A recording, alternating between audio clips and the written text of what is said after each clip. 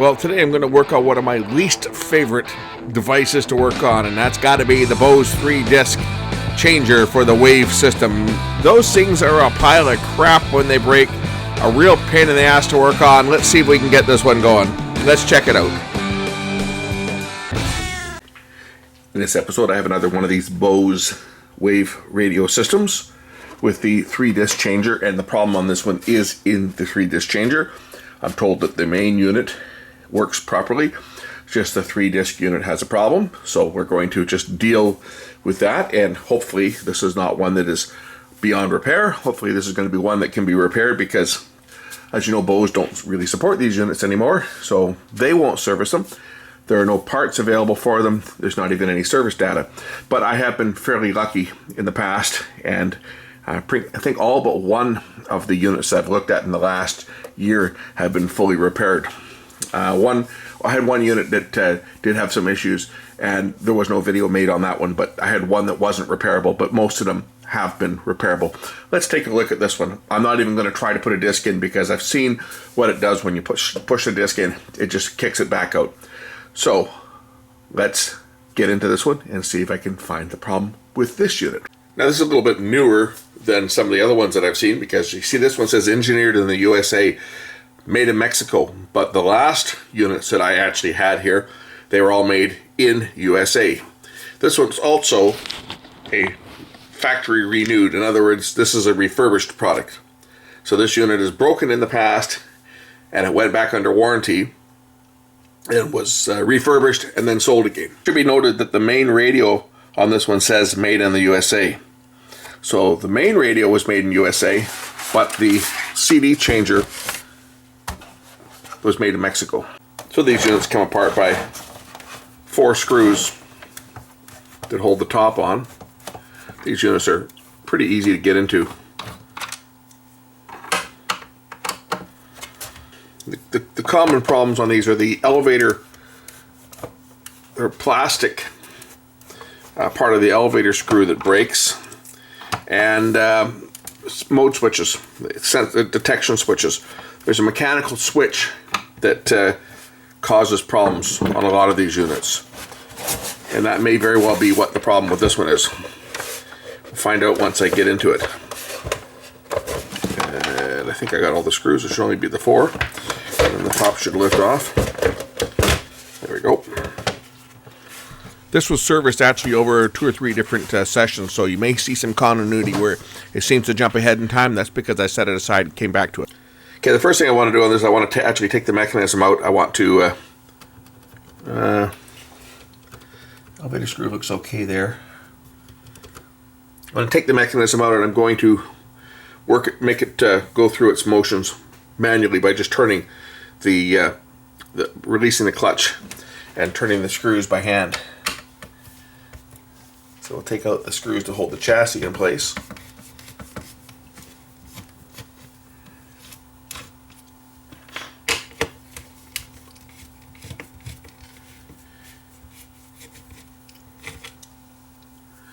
It's interesting that they paint the top of these screws.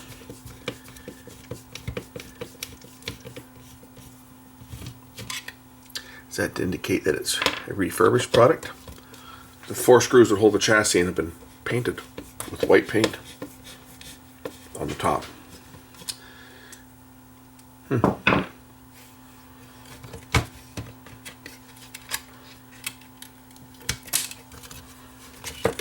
Okay, now I can set this aside. I want to check out the mechanism here and make sure that it goes through all the mechanical operation without problem. You can see here that someone's had this unplugged before.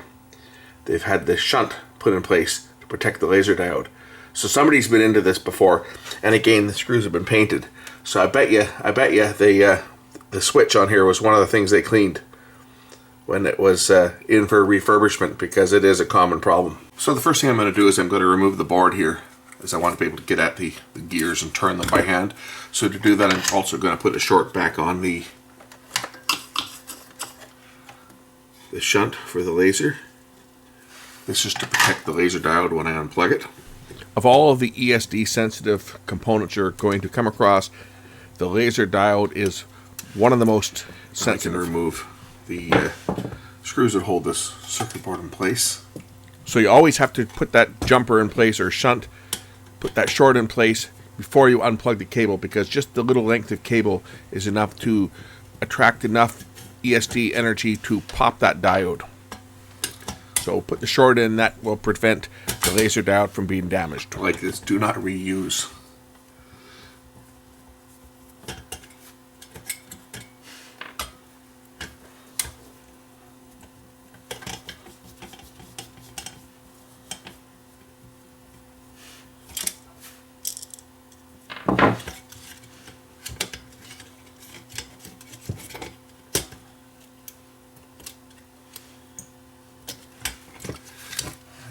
This other clip over here, and then this board can lift out of the way completely. And here's the clutch. This is the switch that causes problems. It's actually two little pin switches that get pressed down when this side piece moves over it. There's two little pin switches here, and as this moves back and forth, it activates these little switches.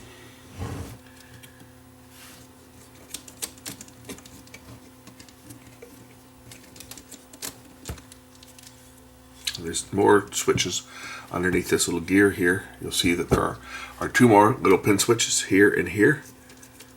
They should also be cleaned.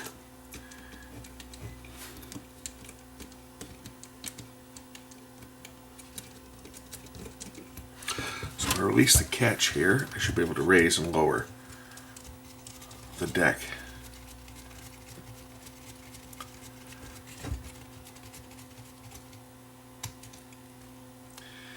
Almost looks like it's not, well, maybe it is. There's another switch back here that needs to get cleaned. I'm just looking at the way that the deck is going down here. Could be out of alignment. Looks like this gear looks like this one might be a little bit too high. I'll have to clean the switches on it, and then we'll put it through its paces and see what it does, whether it jams.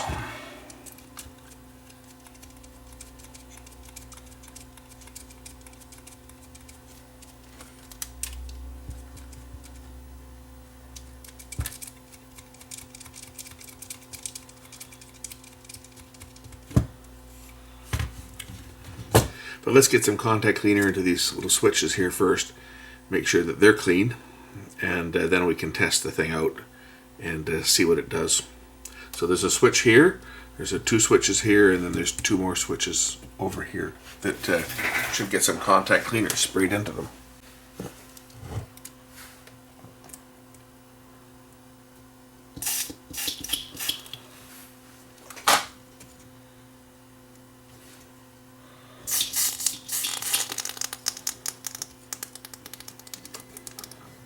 I'm just taking this gear off just so that I'm taking the cut wash off here first, just so I can remove this gear, and then I can move the mechanism back and forth freely here to get at the two switches to clean them. This one switch is here, and the other switch is on the other side over here. So just want to get in here and clean it.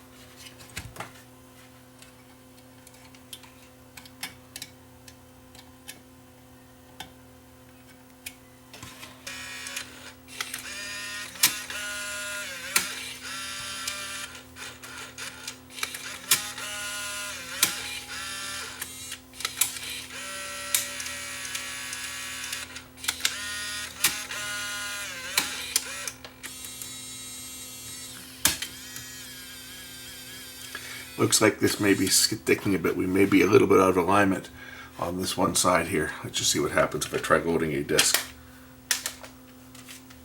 This side looks to be a little bit low compared to these ones, which is quite a common problem on these things that get out of alignment. But let's see if it will actually attempt to load it.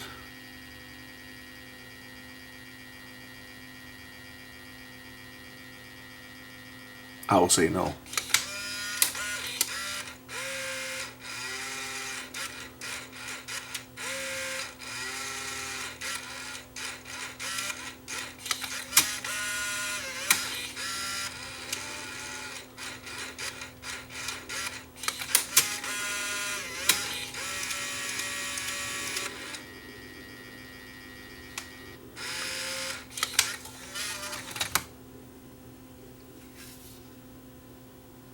It actually did load it, but will it play it?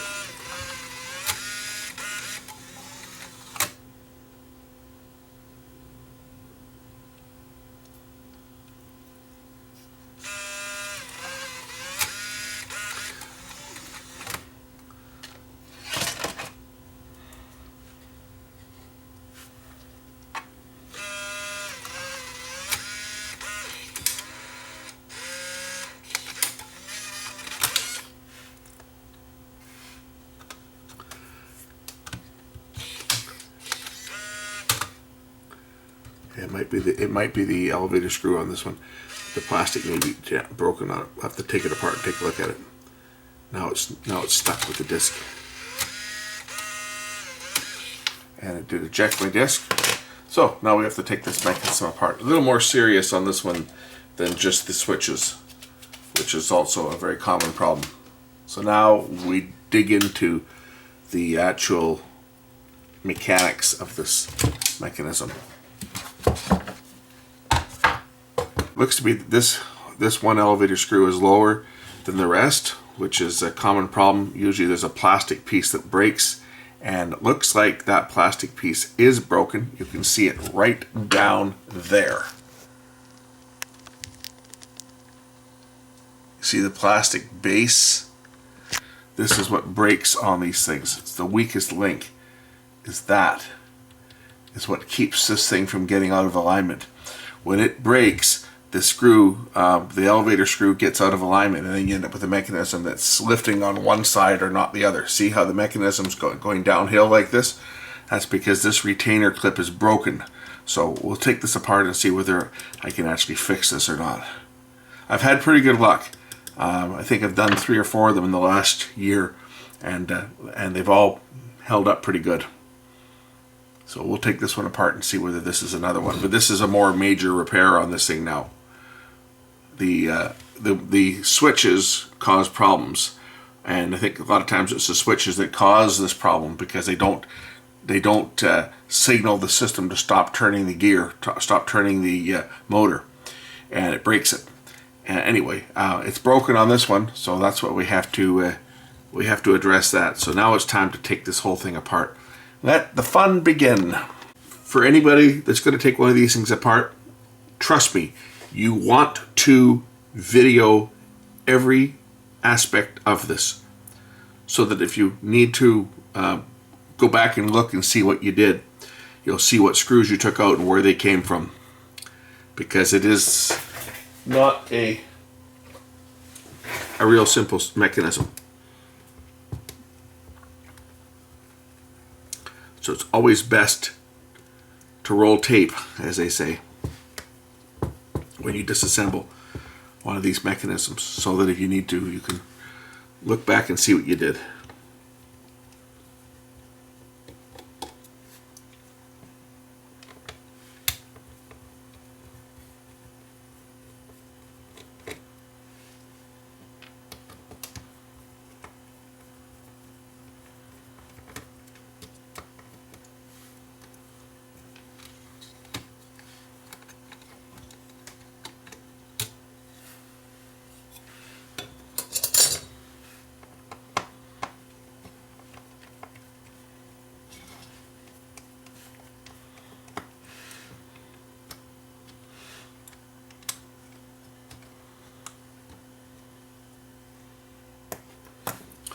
This is the elevator that I'm looking at right here. This piece.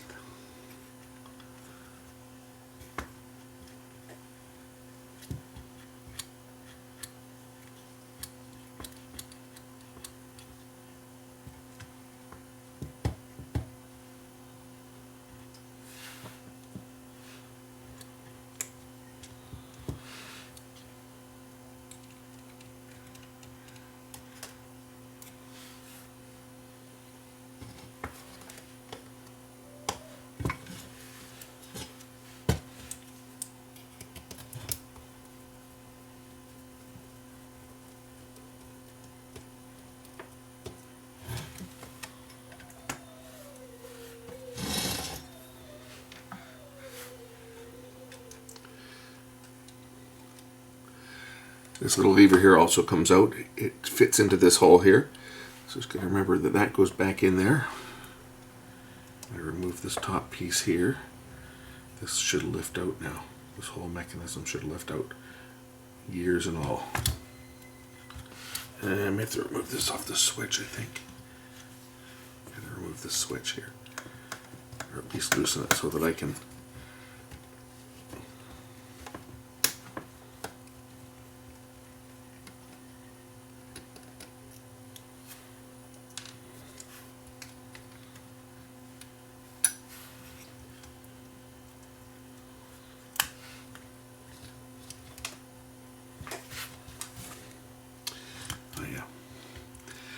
take the laser out again on this thing. Put the shunt back in there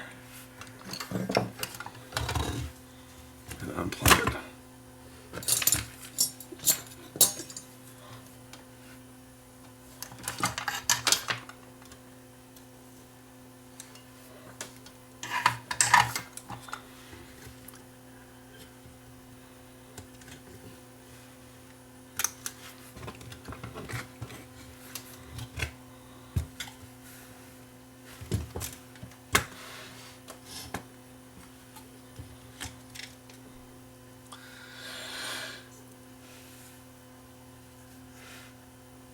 This is the piece that's buggered up right here.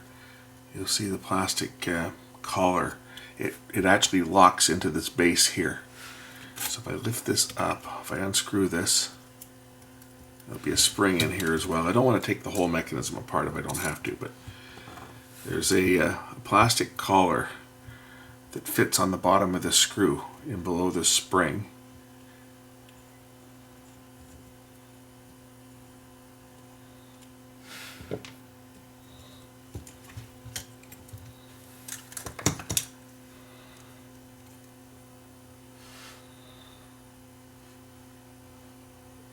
It's part of this piece here. This is broken. I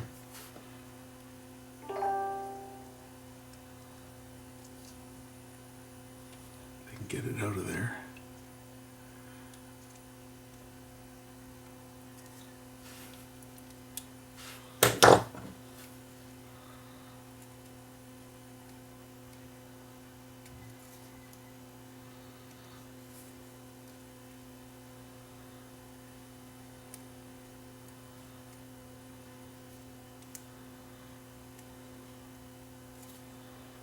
Okay, there's the piece.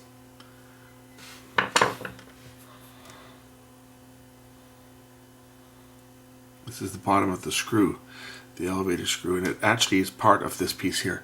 This little plastic piece is broken. So what I need to try and do is I need to try and glue this piece back together or even fuse it so that it's back onto its base. As you can see, I'll show you a close-up of it if I can.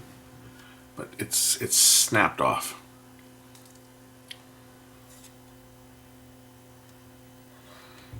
You can see where it's broken off of it. So this normally sits with this piece here.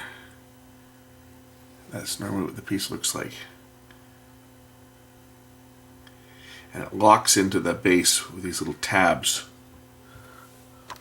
It locks into the bottom of the chassis here with those little tabs. So I'm just going to try and put this piece back together, maybe glue it or fuse it. We'll see what I can come up with here. Got a cat that's hollering inside the house. So it only fits together the one way, the way that it broke, and all I'm going to do on this is I'm going to try and fuse this, at least the end of it, to hold it in this one position with my hot soldering iron. Melt the plastic back together, and then I can get some glue in there and see if it'll hold. I'll fuse the edge here.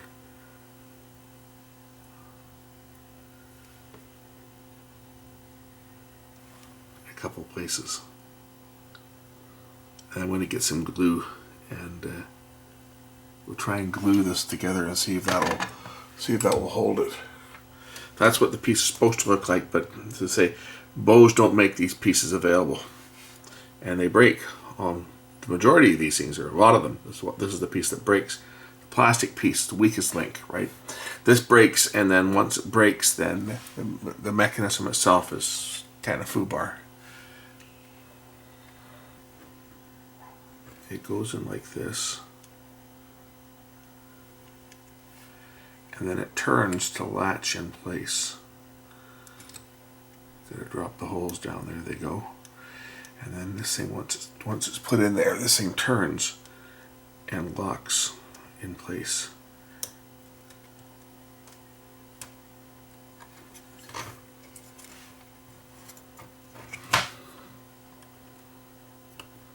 Okay, I got the glue, I glued it and got the piece back in. So hopefully it's going to hold. I put a bit of the JB Weld around the edges here just to hold it. And let's see whether the elevator screw will go through.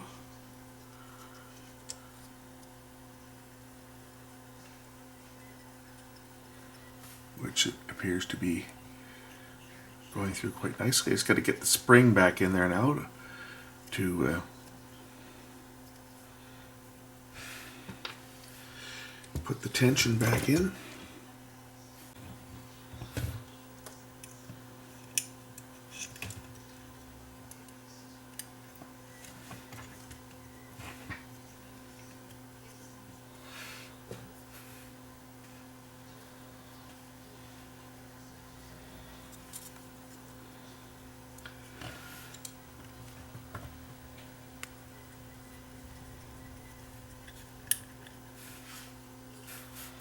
That's how this is supposed to be. And I always have to set the elevator screws up and try and get this unit level.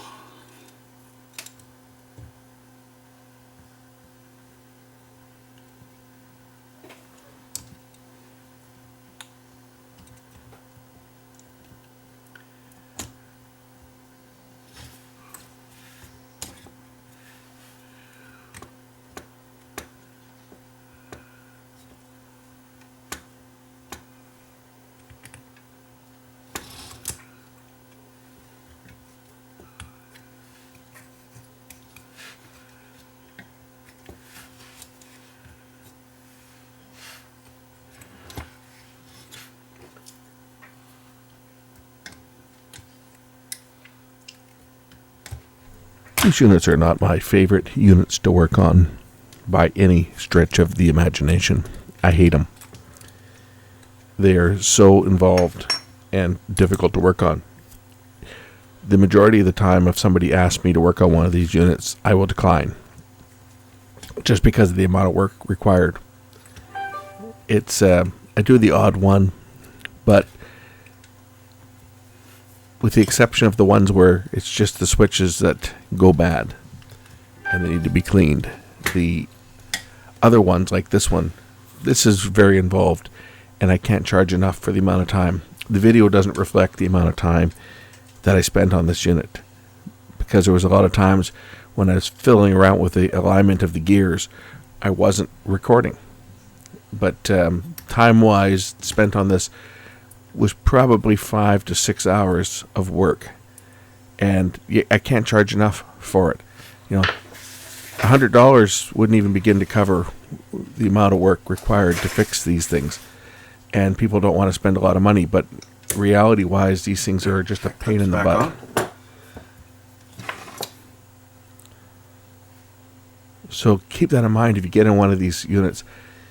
even when it looks like it's ready to go, you could spend more time fiddling around getting the alignment between all three of these elevator screws correct, because if it's off just slightly, the disc won't load correctly, it won't spin, it'll rub. They're just a nightmare to work on. And that's why nobody works on these. That's why most shops will say, forget it, I'm not working on one of those things. Very complex.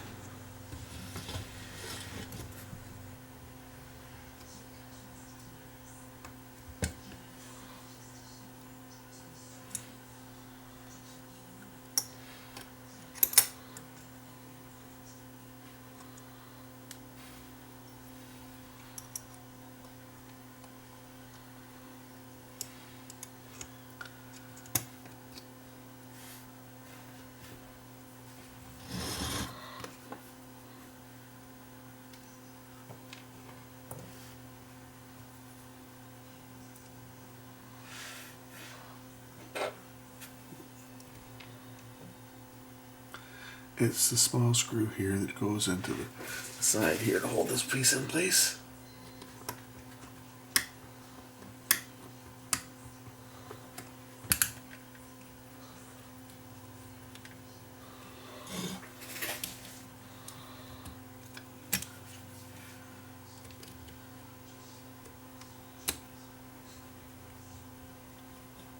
I think.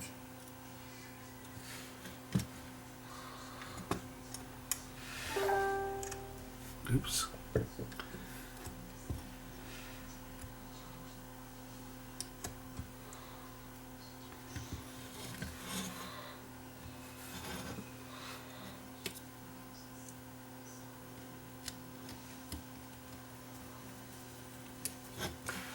That piece goes in like that, and then this other one goes on top like this.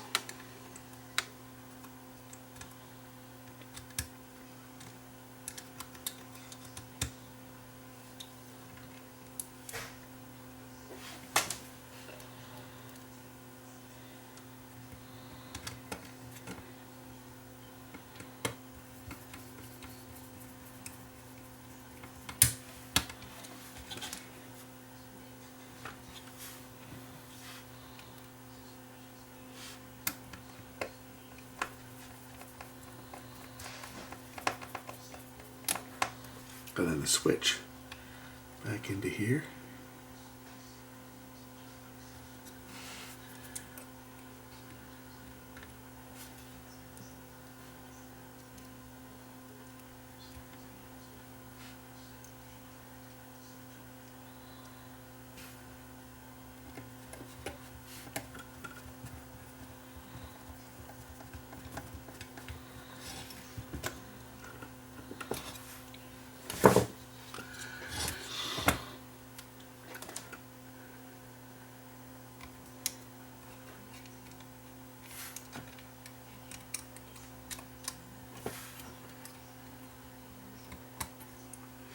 Piece goes in like that, and then this top plate goes on.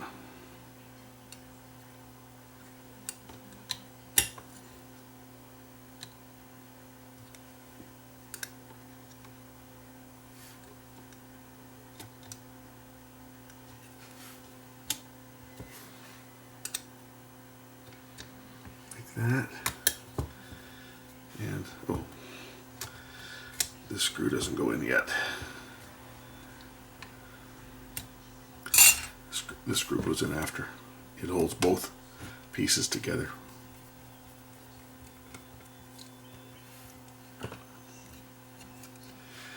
Plate goes in like this.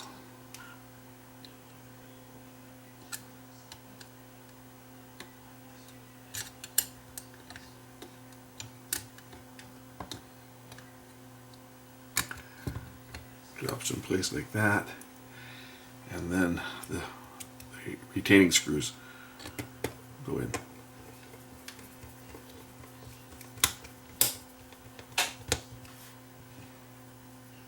There's a small one that goes over here.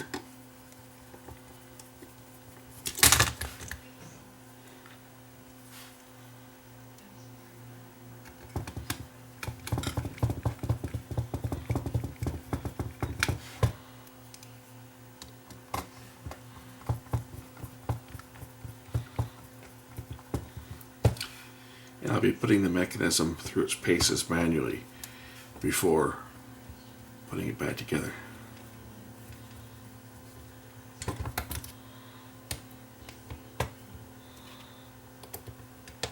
And for those wondering, this is a JIS number 0 screwdriver.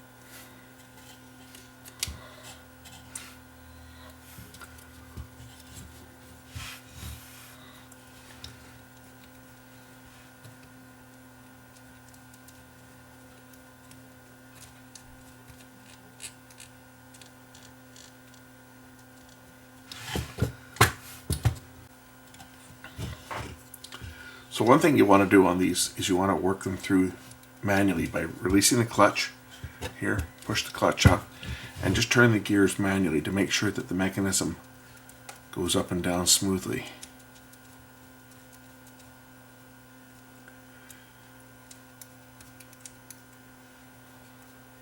My timing may not be perfect yet. We'll find that out once I get a disc loaded, whether it loads or not. But I want to make sure that it's not hanging up on anything as it's moving. This interlock here, this is part of the mechanism that locks. When it's driven by the cam from below, when this moves over, it actually pulls over the other linkage, which is linked through the top here. This linkage plate here lines up with, there's a pin in here. There's another pin down here that has to line up, and if it's not lined up, this will be over too far, and it will catch the elevator here and cause it to break. So you got to make sure that this is all the way to the left when it's in the unloaded position. Once you see that the mechanism actually is able to move back and forth freely, then we can try reassembling the unit and see whether it will actually load a disc. I'm not an expert on these by any stretch of the imagination. I've only done a handful of them, but they are a relatively complex little mechanism.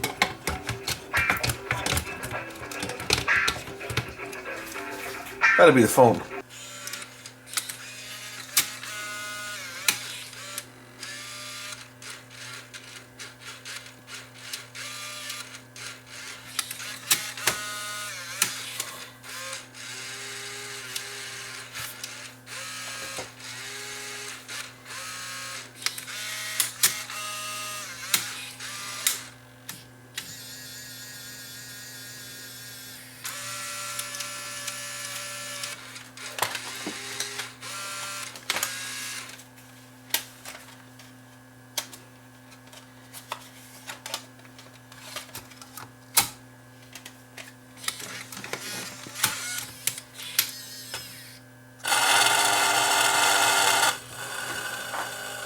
You're a little too high.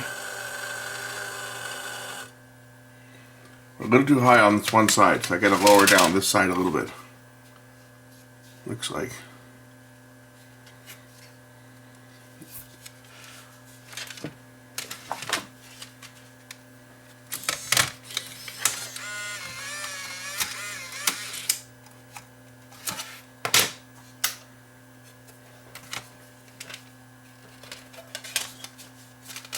But it is loading the disc now, which is a good sign.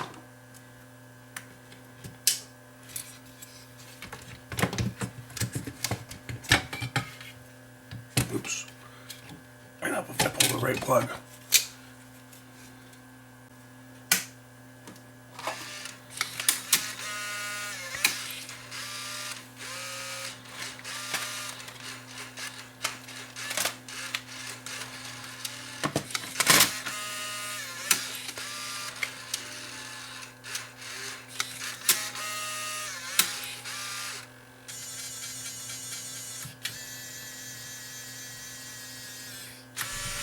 I made an adjustment to the mechanism.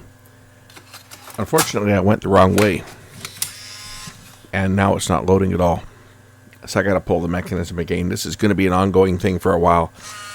Just loading it, trying it, making an adjustment, trying it again, making another adjustment. This is the real time-consuming part of this whole process, is to get the 3 gears lined up.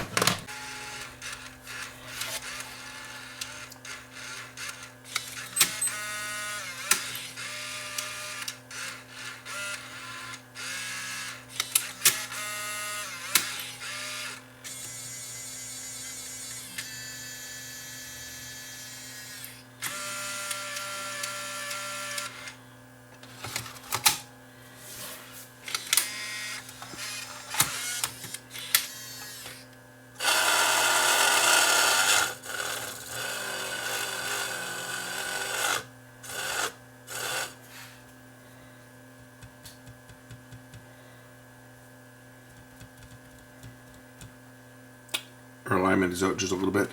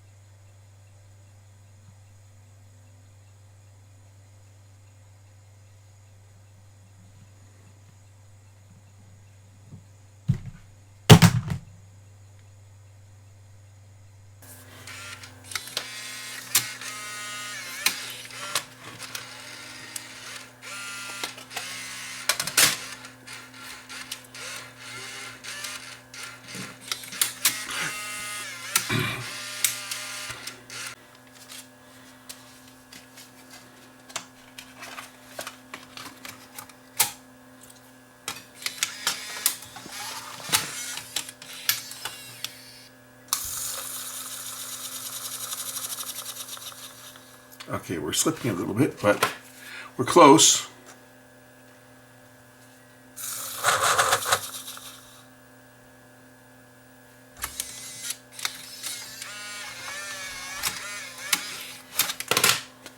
We're close, maybe off by a tooth or two on the elevator screw. This is the time-consuming part of these units, and the frustrating part. Yes, they can be fixed, but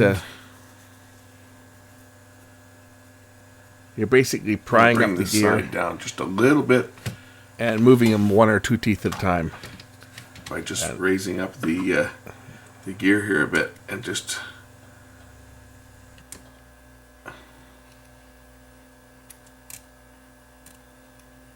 maybe that much. This thing, it's not quite grabbing the disc straight.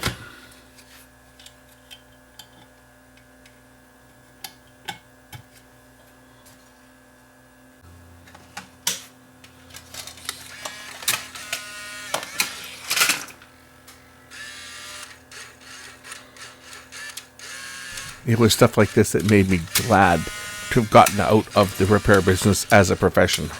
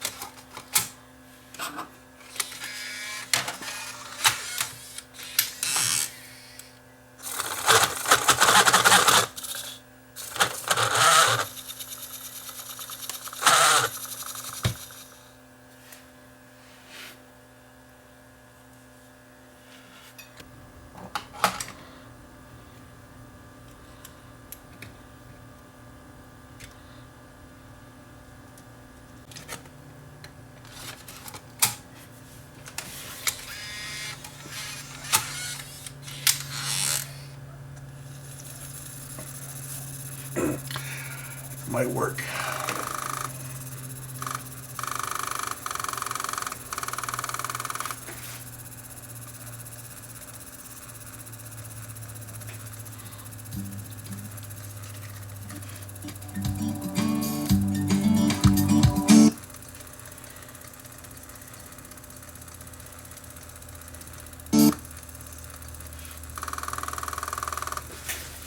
Tell the laser's sticking.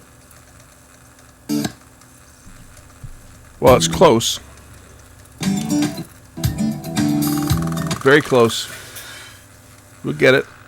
Sounds like the laser's stuck. We'll just check that out.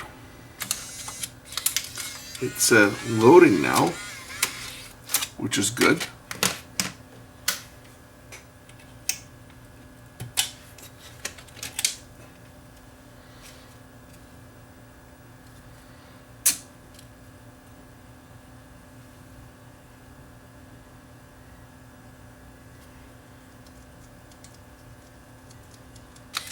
So close.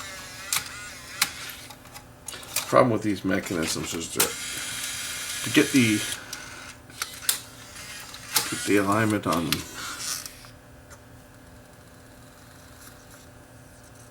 Very close now. I might just be off just by a little bit on the side elevator. Looks like it's off just a bit. It gotta come down just a smidge on this side and this side. Holy smoke, note the time. I started on this thing like just after 2 o'clock in the afternoon. It's now 9 o'clock at night and I still don't have it done. I know, I mean, I stopped for dinner, but I mean, come on, I've been on this bloody thing all day. And this is why I hate these things and why I don't want to work on them. Because they're just an absolute nightmare to get these gosh darn things back together and make them work. This is the last one I think I'll ever work on. I'm just get so frustrated with these things. I'll take them on if they're not this complex, but I mean, this is just ridiculous to get these stupid things back. I think that what happens is the mechanism itself, when that plastic piece breaks, you get warpage on these metal chassis pieces. The mechanism keeps turning when one side is jammed, and it bends it, and then you spend forever just trying to get the thing to accept the disc and play properly. It's just they're a nightmare.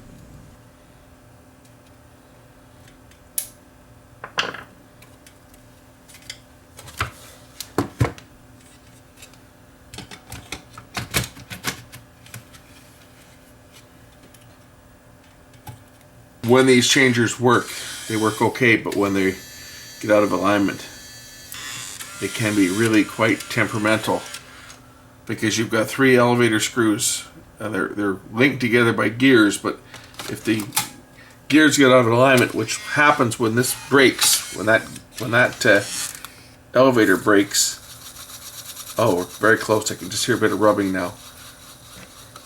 Will it play? It's just when the alignment gets out on these things, they are a pain to get back. I'm sure there's probably a procedure to do it. You know, there's jigs that they use at the factory when they build these things, but they don't really make these things serviceable. They don't supply any service data or any parts for them. BOSE was real bastards in that respect, that they didn't supply service data for the service people on them.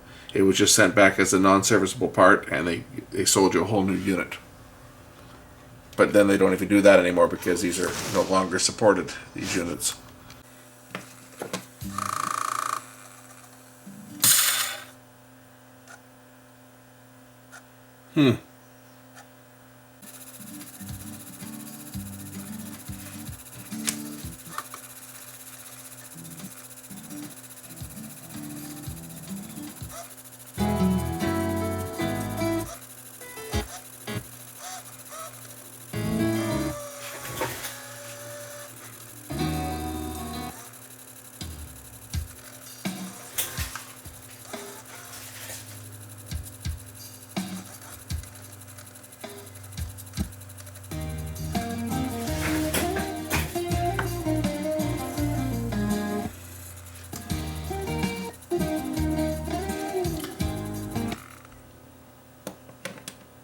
Well, it's starting to play. Not playing properly, that's for sure. skipping. Wonder if my disc is dirty. Let me just take a look at the disc. It's got a few, but got some scuffs on it and some fingerprints. Wonder if that's affecting it. We'll try it in the second slot.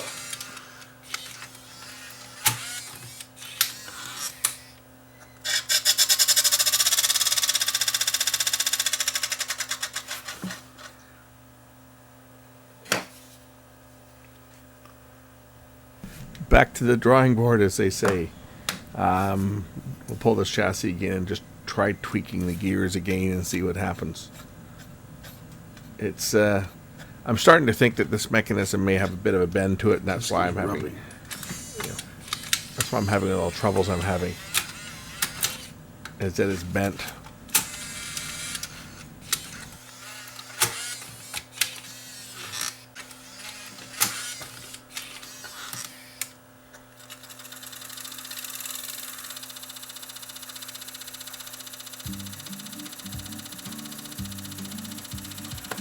Okay, it's playing now.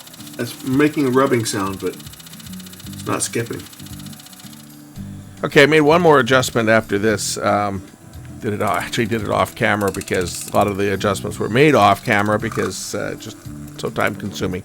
But I finally got it to quieten down and play, and then I finished for the night. It was like 10 o'clock at night. I was falling asleep, and I came back the next day to pick up where I left off and put the unit back together. So let's check it out, going back together and working. Okay, I think I'm going to put this thing back together and we'll try it. Goes that one.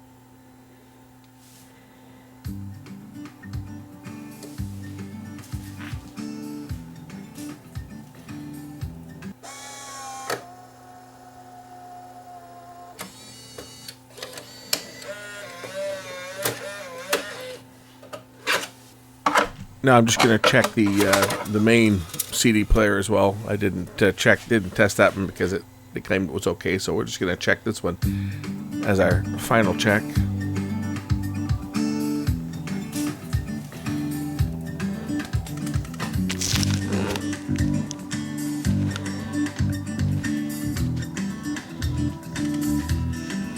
There you go. The unit is now working, and we're gonna send it back to its home. I've spent way too much time on this thing.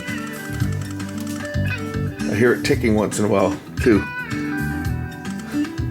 Anyway, it seems to be working now. I'm sending this one on its way. I've spent way too much time on it. Thanks for watching, and we'll catch you in the next one real soon. Bye for now.